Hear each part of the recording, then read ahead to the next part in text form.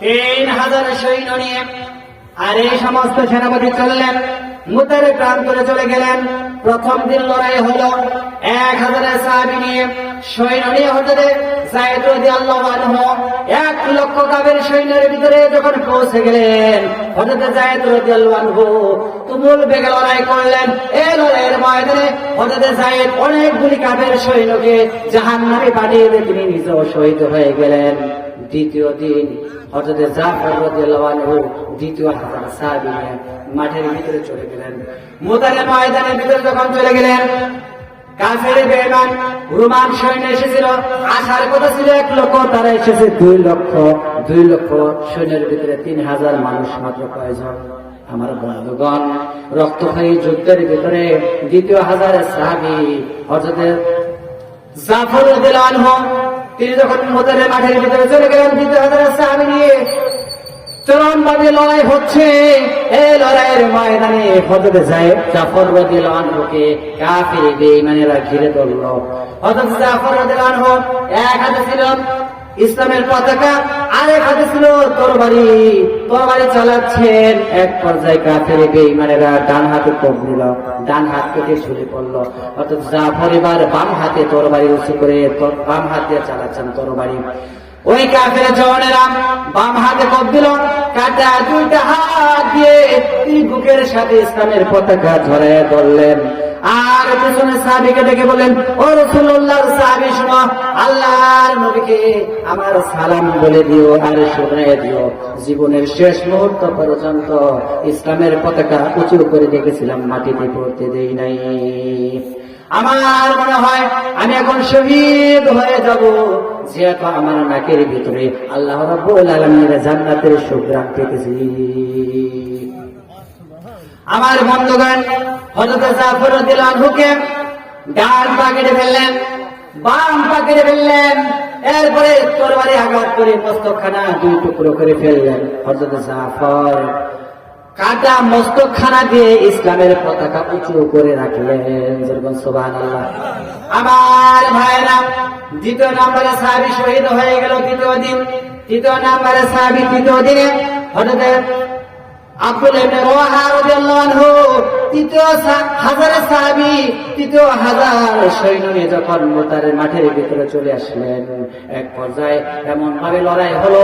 এই লড়াই করতে করতে হযরত আব্দুল্লাহ ইবনে রাওয়াহাকে তীরবিদ্ধ করে ফেলেছেন, বর্ষা নিক্ষেপ করে তাকে আঘাত করে ফেললেন। এক পর্যায়ে হযরত আব্দুল্লাহ ইবনে রাওয়াহা, যিনি একটি মাত্র রাত্রি কাটাইছিলেন, আসর রাত্রি, তিনি নিজেও শহীদ হয়ে গেলেন। আমার বন্ধুগণ, আল্লাহ রাসূল বলেছিলেন, যদি পরপর 3 জন সাহাবী শহীদ হয়ে যায়, তোমাদের 3000 সৈন্যদের মধ্য থেকে একজনকে আমির নিযুক্ত করবে। যেরকম সুবহানাল্লাহ। একজন নেতা বানাবে, সেজন্য নেতা নির্বাচন করার দরকার আছে না নাই? আমার বন্ধুগণ, হযরত খালিদ সাইফুল্লাহ রাদিয়াল্লাহু আনহুকে সকল সাহাবীরা নির্বাচিত করলেন। চতুর্থ দিন যখন শুরু হয়ে গেল, হযরত খালিদ বিন ওয়ালিদ রাদিয়াল্লাহু আনহু ডানের 1000 সাহাবী বাম দিকে আনলেন। যেরকম সুবহানাল্লাহ। বাম সাইডের 1000 সাহাবী ডান সাইডে আনলেন, পিছনের সাহাবী সামনে আনলেন। হযরত খালিদ বিন ওয়ালিদ রাদিয়াল্লাহু আনহু এমন ভাবে একসঙ্গে আঘাত করতে লাগলেন, এক পর্যায়ে কাফের বেঈমান হাজার বেঈমানগুলো তারা জাহান্নামে চলে গেল। ওই কাফেরদের বেঈমানদের মনের ভিতরে এমন একটা ভীতির সঞ্চার হয়ে গেল, রোমান সৈন্যরা মুতার যুদ্ধ থেকে পলায়ন করল। সুবহানাল্লাহ। আমার বন্ধুগণ, হযরত আবু উবাইদা রাদিয়াল্লাহু আনহু তিনি খুঁজতেছেন, জাফর রাদিয়াল্লাহু আনহুকে পাওয়া যাচ্ছে না। তিনি দেখেন, ওই তো দূরে দেখা যায় ইসলামের পতাকা একটু উঁচু আছে, কে যেন উঁচু করে রেখেছেন। হযরত আবু উবাইদা রাদিয়াল্লাহু আনহু বলেন, কাছে গিয়ে দেখি হযরত জাফর ডান হাত কাটা, বাম হাত কাটা, 2টা পা কাটা, দেহটা একদিকে পড়ে আছে, আর শুধু মাথাটা এক পাশে পড়ে থেকে ইসলামের পতাকা কামড়ায় ধরে উঁচু করে রেখেছে। আমার বন্ধুগণ, হযরত আবু উবাইদা বলেন, আমি হযরত জাফরের ডান হাত বাম হাত একত্রিত করে, মস্তকখানা একত্রিত করে, পা থেকে মাথা পর্যন্ত চুমা খাইলাম। আর তাকে দাফন করে রাখলাম কবরের ভিতরে। রাতের বেলায় স্বপ্নে দেখি হযরত জাফর আল্লাহ রাব্বুল আলামিনের জান্নাতের ভিতরে ফেরেশতাদের সাথে ঘুরে বেড়াতেছি। আমার বন্ধুগণ, আমি জিজ্ঞাসা করলাম, ও জাফর, আল্লাহ তোমার সাথে কি ব্যবহার করেছেন? হযরত জাফর বলেন, ও আবু উবাইদা শোনো, আল্লাহ রাব্বুল আলামিন আমাকে বলেছে, জাফর রে, আমি তোমার শাহাদাতে খুশি হয়েছি, তুমি আমার কাছে কি চাও? হযরত জাফর বলেন, আয় আল্লাহ পাক, কিচ্ছু চাই না, শুধু একটি দাবি, দুনিয়ায় তুমি আমাকে আবার মেহেরবানি করে পাঠিয়ে দাও। আরেকবার যদি যেতে পারি, দুনিয়ার বুকে কাফের বেঈমানদের বিরুদ্ধে লড়াই করে তোমার ইসলামকে বিজয় করার জন্য আমার জীবনটা আরেকবার দিয়ে আসি। আমার ইচ্ছে হয় জিহাদ করি, আবার শহীদ হই। আমার বন্ধুগণ, হাদিসের ভিতরে এসেছে, বুখারী মুসলিম শরীফের ভিতরে এসেছে, আল্লাহ রাসূল বলেন, আমার ইচ্ছে হয় জিহাদ করি, আবার শহীদ হই, আবার যদি জিন্দা হতে পারি তাহলে আবার জিহাদ করি, আবার শহীদ হই, আবার যদি জিন্দা হতে পারি তাহলে আবার জিহাদ করি, আবার শহীদ হই। জিহাদ শাহাদাতের মওতের মতো এমন একটা মর্যাদা সম্পন্ন মওত আর বিপদে হতে পারে না। জিহাদ হচ্ছে এবারে দুনিয়া, ওবারে আল্লাহর জান্নাত। সুবহানাল্লাহ। শাহাদাত হচ্ছে এবারে দুনিয়া, ওবারে জান্নাত। শাহাদাত রাসূল কারীম সাল্লাল্লাহু আলাইহি ওয়াসাল্লাম বলেন, শাহাদাত হচ্ছে একটি সেতুবন্ধন, এবারে দুনিয়া, ওবারে জান্নাত, একটি পুল, একটি ব্রিজ। আপনি শহীদ হওয়ার সাথে সাথে জান্নাতে চলে যাবেন।